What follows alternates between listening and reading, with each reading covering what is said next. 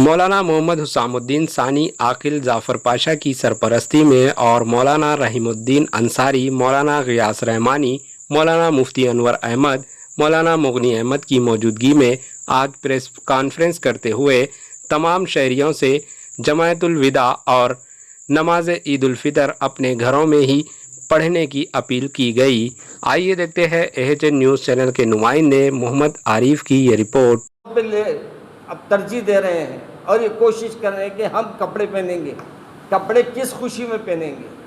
क्या हमसे अल्लाह के तबारक व तआला का जो अहकामात रमज़ान के थे, क्या हमने पूरा उसका हक़ अदा कर लिया? क्या हमने उसका हक़ पूरे तरीक़े से अदा करा? पहले ये गौर कर लीजिए। हाँ, अगर आप हक़ अदा कर लिए हैं तो आपको ईद मनाने का हक़ है। अगर आप अभी भी कई नौजवान हमारे रोज़े छोड़े हुए हैं, कई लोग रोज़े छोड़ के अपने तफरियाँ कर रहे हैं, तो ऐसे लोगों को ईद के कपड़ों की बड़ी जल्दी है। मैं हमारे वो तमाम लोगों से जो ईद की शॉपिंग कर रहे हैं, करिए, मैं नहीं इनकार कर रहा हूँ मैं, मगर अपने को बीमार डाल के शॉपिंग करना क्या ज़रूरी है? अपने को मुसीबत में डाल के, बीमारी के अंदर डाल के शॉपिंगों पे जाकर वक्त को बर्बाद करना, और जो मौका अल्लाह ने लॉकडाउन में हमको दिया है, कसरत से कुरान पाक पढ़िए, ज़्यादा से ज़्यादा अल्लाह के सामने सिजदरेज़ होइए और अल्लाह को मनाने की कोशिश कीजिए। शायद यही अमल हमारे अल्लाह तबारक व तआला पसंद फरमा ले और इसकी वजह से हमारी बीमारियों को दूर फरमा दे। तो इस सिलसिले में आपको ये ज़हमत दी गई थी, ये दोनों बातें आपके सामने मैंने अर्ज़ कर दी है।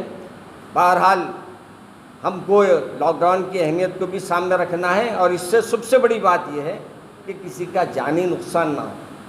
अपनी वजह से किसी और को तकलीफ़ में डाल रहे हैं आप, तो ये भी गलत है। अब किसको बीमारी रहेंगी अपनी सफ़ में अपन बोल नहीं सकते। वायरस किस पे हमको बोलने के लिए कोई हमारे पास मीटर नहीं है। बस अल्लाह ने का रसूल अकरम सल्लल्लाहु अलैहि वसल्लम ने भी फरमाया एहतियात करो, और अल्लाह का हुक्म भी है एहतियात करने का। और जब उलमा हमारे पूरे सबसे बड़े यानी देवबंद से भी मसले का जवाब आ गया है, फिर जामे निज़ामिया के मुफ्ती साहब ने भी उसका जवाब दे दिया है, और दीगर उलमाए किराम ने भी उस सिलसिले में खुलकर अपने ख्यालात का इज़हार किया है। इसलिए मैं आप तमाम से दो गुजारिशात के लिए आपसे आज वक्त लिया था, आपको ज़हमत दिया था। मैं आप तमाम का शुक्रिया अदा करता हूँ कि आपने वक्त दिया। अस्सलाम वालेकुम। आया मस्जिदों में ही ईद होगी नमाज दो चार लोगों से, यानी घरों पे लोग ये सुन्नत अदा कर रहे हैं? देखिए, मसाजिद में तो अपने अपने आइम्मा अदा करेंगे, उनके 4-6 मुसल्ली जो भी आएंगे उनके साथ वो अदा करेंगे।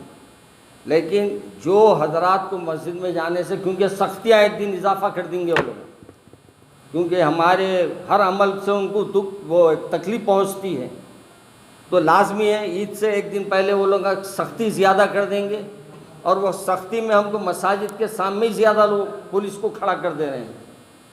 तो आप कुछ हुकूमत से मुतालबा करेंगे कि आप मस्जिद खोलने के? लेकिन डिमांड कर सकते थे, किस सूरत में, जबकि ये वायरस नहीं होता था। वायरस के बावजूद भी वो दलील वो नहीं है। वहाँ जाने वाले सब वैसे ही रहते, अपनी सफ़ों में आने वाले वो वैसे नहीं रहते।